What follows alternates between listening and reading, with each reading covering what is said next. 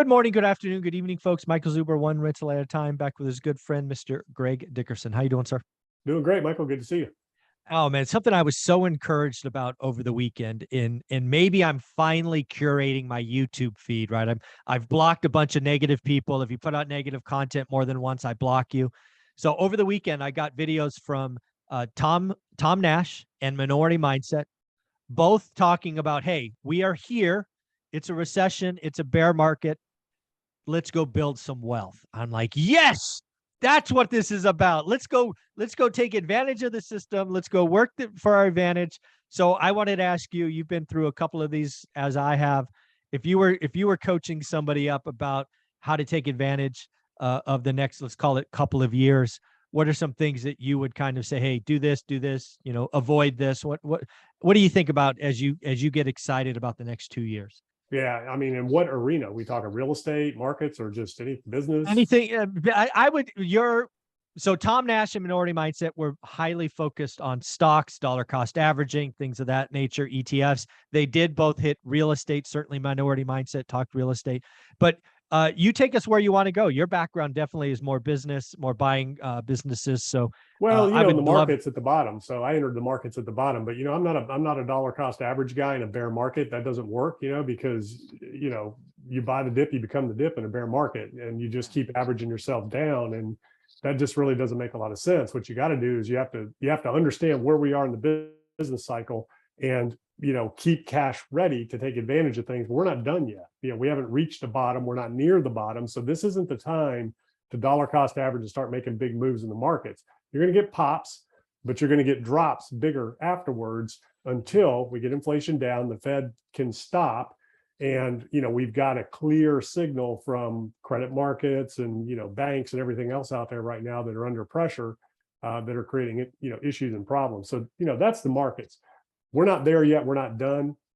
A lot of Tom's younger. I don't know about the other channel. Don't know who that is. They haven't been through anything like this. They don't know how long this can last and how long it can take to recover. So if you're dollar cost averaging down, let's say you bought it at the top and you're trying to reduce your basis. Hey, that's great, but you could be down for a while. Last time we went through this, it was 10 years to get back to even.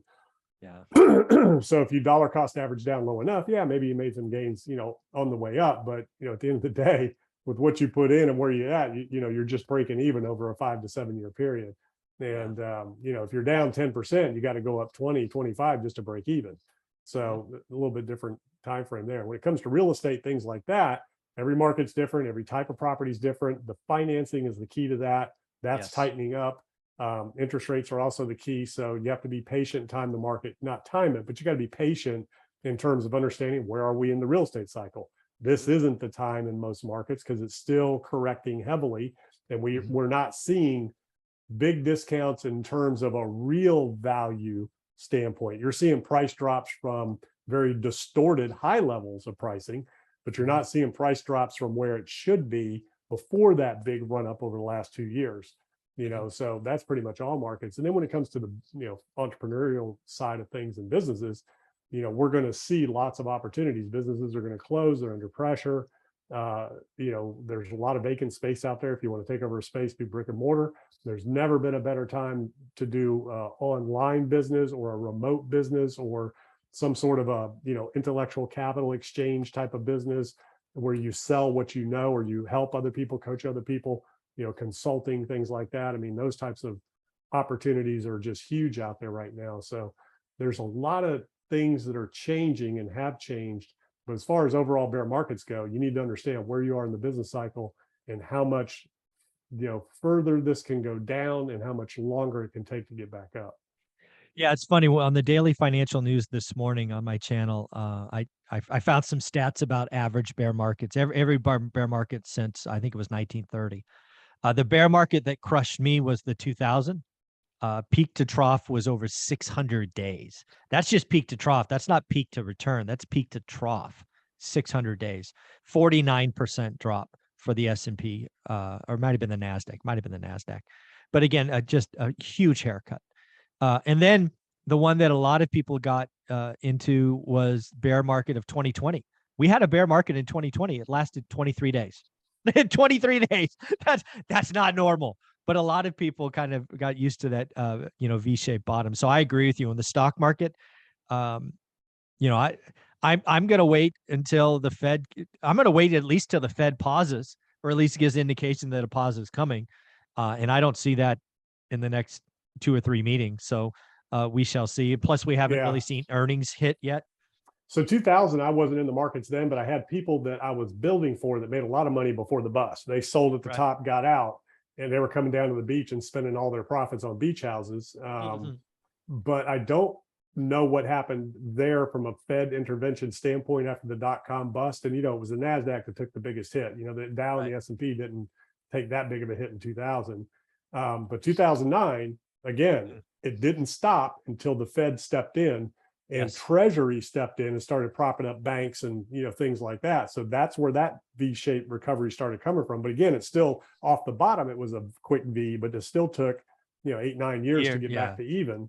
Correct. 2020, that was Fed intervention. So what we don't know is how far will the markets go down without that? How long will they stay down without that? The only reason we had recovery in the markets like we did, even in 8 or 9 years, was because of zero interest rates, or zero effective interest rates. Yeah, cheap money. Fed intervention, Treasury intervention. And then in 2020, it was all of that on steroids, where they did more in 2 years than they did over the past 9 years leading up to that. Absolutely. So very distorted levels of everything: interest rates, asset prices. I mean, this is the biggest super bubble we've ever seen, where the Fed can't step in at scale and drop interest rates and do those things because of where we are from an inflationary standpoint. But they can do some other things and inject liquidity and prop up different areas and buy different assets that won't, at the end of the day, affect retail prices where we're experiencing the big inflation, but it will create asset inflation. So when you're looking at the next couple of years and you're looking at your coaching students, I'm going to guess, please tell me if I'm wrong, a lot of people come to you because you're just such an amazing entrepreneur. And it sounds like what you're telling me, again, if you look at stocks, real estate, or entrepreneurship, it sounds like you're most excited about entrepreneurship. It sounds like taking over an existing business that may be just wanting out, tired, whatever the reason is, feels like the right area. And then I think the kind of cherry on top to that is when you buy an existing business, you can get terms. And that is exactly what I'm excited about real estate, right? I'm not excited about going and getting a bank loan at 8.5%. But if I can find a seller, I can give them their price, but I can get my terms. I'll do those deals all day. Does that also apply to entrepreneurships and buying a business, this idea of price or terms, your price, my terms kind of thing? Yeah. And, more so in business than real estate, because you have less buyers, less competition, and less exits, so the sellers. So good point. Their options are close, liquidate, walk away, or work a deal with you if you're willing to pay something or a premium. So in terms of what I'm the most bullish on, I'm at a different stage in life now than I was.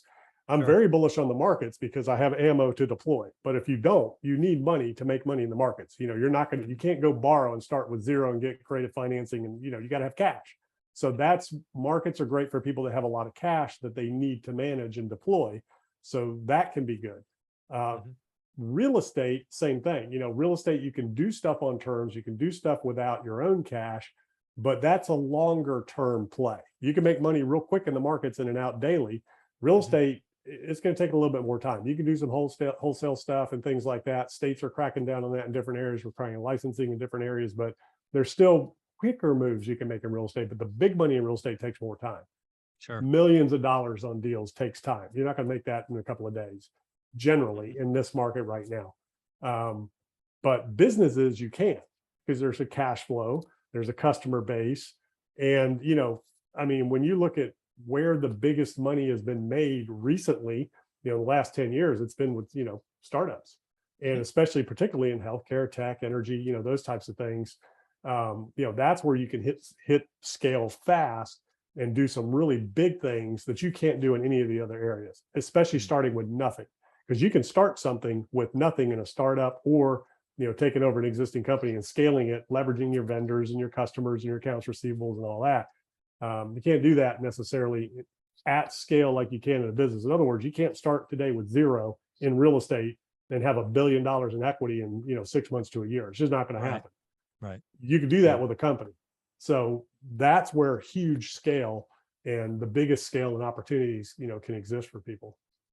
Yeah, the other thing that I think is happening, this may very much be a Silicon Valley thing, but it's probably also tech hubs like Austin, maybe the Research Triangle in other areas, is um, talent. I think talent is going to be easier to accumulate over the next couple of years, at least in the Bay Area, the Silicon Valley. There was really an arms race for engineers, computer scientists, salespersons, and you just had to keep paying up. I think if we head into a white collar led recession, there's going to be some consolidation. I think Michael Burry put out a tweet the other day that 100 S&P 500 companies, worth, I don't know, $10 billion had an EBITDA of 100, negative 100 million. So I think there's going to be a lot of zombie companies that go bust. And when that happens, engineers, computer scientists get laid off. So I think starting a company, uh, again, we've seen what Airbnb, Uber, all of these folks kind of come out of the Great Recession. It's possible, the next billion-dollar unicorn will be created in the next crisis, and it's probably I would think it certainly happens. It's just a question of how many of those. Yeah, they're created every day. I mean, obviously, it's easier in a bull market because there's so much liquidity sloshing around looking for a place to go. So it's easier to raise money. It's easier to, get those distorted valuations. We might not see that easy for the next few years. On the talent piece, yes, that's already happened. So companies are trimming the fat. The problem is they're getting rid of the least productive, least talented people right now. They're keeping the rock stars. So yeah, there's a bigger talent pool out there, but they're not the cream of the crop. Because that's who they're trimming. Right. And then, we're already seeing, like, on Wall Street, they're cracking down saying, hey, you got to come back to the office. You got to start working harder. This whole, entitlement mentality coming out of grad school these days. You want to work on Wall Street, you got to put the time in. So if you want to work that's on Wall already Street, you got to be on Wall Street. that's not in your home. already changing. That mindset's already changing, and That's funny. those types of things. So the world as we know is changing. The worker in this world is changing, what they want, what they're looking for, where they work from, and things like that. I mean, it's very interesting times, and the pandemic has had so the last time we had a huge reshaping like we're seeing now was 08 and 09. I mean, that was a behavioral, life-changing thing that happened. And a lot of people that grew up in that environment and watched their parents lose everything in that environment, that was, generationally fundamental changing in the psyche of individuals during that time. People like you and me, we do business very differently now because of that experience. We know what can happen. Oh, in absolutely. terms of risk management. I had no risk management before 2009. I was just going, man. Go. It didn't matter. Everything was working. Right. Same thing after 2020, and really after 2009 on, it was much easier and much different, but particularly after 2020, just because, again, if you're a tech startup and you're in Silicon Valley, everybody was throwing tons of money at everything. Didn't matter. You didn't have to make a profit. Look at Kathy Wood's portfolio. Nothing makes any money in there. It was just up, up, up, up. And, those days are gone right now. So that was and then from the workplace and remote work and all these things, that's a fundamentally behavioral shifting change, through that environment now that's going to be lasting for a lot longer. And it's really interesting how that's changed the workplace environment, how it's changed people culturally in terms of how they view, entrepreneurship and what they're willing to exchange their time for. It's really interesting. Yeah. This is amazing stuff. You help people all over the world. If somebody wanted to reach out or follow you, how would they do that? Yeah, gregdickerson.com. That's where all my info is. Go check it out. Thank you, buddy.